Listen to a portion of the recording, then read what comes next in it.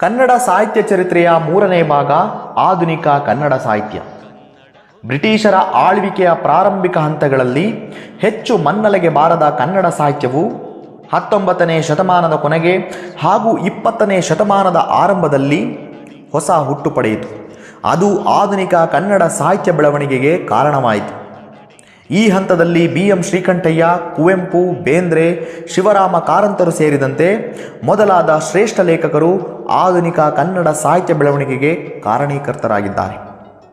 ಈ ಕಾಲದ ಸಾಹಿತ್ಯ ಪ್ರಕಾರಗಳು ಇಂಗ್ಲಿಷ್ ಕಾವ್ಯ ಮತ್ತು ಗ್ರೀಕ್ ನಾಟಕಗಳಿಂದ ಪ್ರಭಾವಕ್ಕೆ ಒಳಗಾದವು. ಇದಕ್ಕೆ ಕಾರಣರಾದವರು BM ಶ್ರೀಕಂಠಯ್ಯನವರು. ಕುವೆಂಪುರವರ ಪ್ರಕೃತಿ ಪ್ರೇಮ, ಮಾನವರ ಉನ್ನತಿಯಲ್ಲಿ ನಂಬಿಕೆ, ವಿಶ್ವ ಮಾನವ ಕಲ್ಪನೆ ಅವರನ್ನು ಶ್ರೇಷ್ಠ ಕವಿಗಳಲ್ಲಿ ಒಬ್ಬರನ್ನಾಗಿಸಿದೆ. ಅವರ ಪ್ರಸಿದ್ಧ ಕಾವ್ಯಕೃತಿ ಶ್ರೀರಾಮಾಯಣ ದರ್ಶನ ಕನ್ನಡವನ್ನು ರಾಷ್ಟ್ರಮಟ್ಟದಲ್ಲಿ ಎತ್ತಿ ಹಿಡಿದವರಲ್ಲಿ ಇವರು ಒಬ್ಬರು. ಶಿವರಾಮ ಕಾರಂತರು ತಮ್ಮ ಆಳವಾದ ಆದರ್ಶವುಳ್ಳ ವ್ಯಕ್ತಿತ್ವ, ಸಾಮಾಜಿಕ ಕಳಕಳಿಯಿಂದ ಕನ್ನಡ ಸಾಹಿತ್ಯ ಬೆಳವಣಿಗೆಗೆ ಶ್ರಮಿಸಿದ್ದಾರೆ. ಚೋಮನದುಡಿ, ಬೆಟ್ಟದ ಜೀವ, ಮರಳಿ ಮಣ್ಣಿಗೆ ಅದಕ್ಕೆ ಉದಾಹರಣೆಗಳಾಗಿವೆ. ಆಧುನಿಕ ಕನ್ನಡ ಸಾಹಿತ್ಯದ ಕವಿಗಳು ಮತ್ತು ಲೇಖಕರನ್ನು ಕೇವಲ ಒಂದೇ ವಿಡಿಯೋದಲ್ಲಿ ತಿಳಿಸಲು ಅಸಾಧ್ಯ.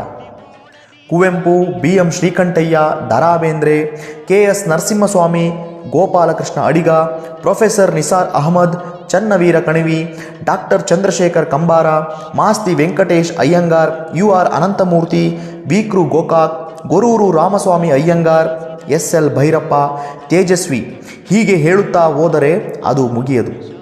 ಪ್ರತಿಯೊಬ್ಬರ ಕವಿ ಪರಿಚಯವನ್ನು ನಿಮ್ಮ ಮುಂದೆ ವಿಸ್ತಾರವಾಗಿ ಮುಂದೆ ತಿಳಿಸುತ್ತೇನೆ. 1947ರ ಭಾರತ ಸ್ವತಂತ್ರ ನಂತರ ಕನ್ನಡ ಸಾಹಿತ್ಯದಲ್ಲಿ ಹೊಸ ಸಾಹಿತ್ಯ ಪ್ರಕಾರದ ಉಗಮವಾಯಿತು. ಅದೇ ನವ್ಯ ಸಾಹಿತ್ಯ.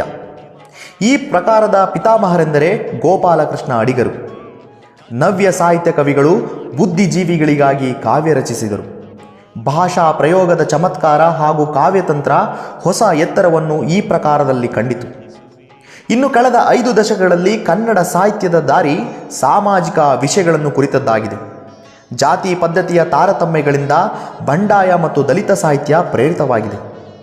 ಶ್ರೀ ವಿಮೋಚನಾ ಚಳುವಳಿಗಳು ಶ್ರೀ ಕಾವ್ಯ ಪ್ರಕಾರಕ್ಕೆ ಎಡೆಮಾಡಿಕೊಟ್ಟಿವೆ. ಸಣ್ಣ ಕಥೆಗಳು ಹಾಗೂ ಭಾವಗೀತೆಗಳು ಸಹ 20ನೇ ಶತಮಾನದಲ್ಲಿ ಜನಪ್ರಿಯವಾದ ಸಾಹಿತ್ಯ ಪ್ರಕಾರಗಳು. ರಾಜ್ಯದ ಹಲವರು ತಮ್ಮನ್ನು ಸ್ಥಳೀಯ ಭಾಷೆಯಲ್ಲಿ ಕತೆ ಕಾದಂಬರಿ ಬರೆಯುವಲ್ಲಿ ಗುರುತಿಸಿಕೊಂಡಿದ್ದಾರೆ. ಅದರಂತೆ ವರ್ಷಗಳು ಕಳೆದಂತೆ ಕನ್ನಡ ಸಾಹಿತ್ಯ ಬೆಳೆಯುತ್ತಾ ಹೋಗುತ್ತಲೇ ಇದೆ. ಕನ್ನಡ ಸಾಹಿತ್ಯದ ಶಕ್ತಿಗೆ ಕನ್ನಡಿಯಾಗಿ ಇದುವರೆಗೂ 8 ಜ್ಞಾನಪೀಠ ಪ್ರಶಸ್ತಿಗಳು ಲಭಿಸಿವೆ. ಯಾವುದೇ ಭಾಷೆಯ ಸಾಹಿತ್ಯ ಜನಪ್ರಿಯತೆ ಅದರ ಬಳಕೆ, ಸಾಹಿತ್ಯ ಮತ್ತು ಶಾಲೆಗಳಿಂದ ಉಳಿದು ಬೆಳೆಯಲ್ಪಡುತ್ತದೆ. ನಾವು ಕನ್ನಡಿಗರು ಕನ್ನಡ ಭಾಷೆಯನ್ನು ಬೆಳೆಸೋಣ ಹಾಗೂ ಕನ್ನಡ ಶಾಲೆಗಳನ್ನು ಉಳಿಸೋಣ.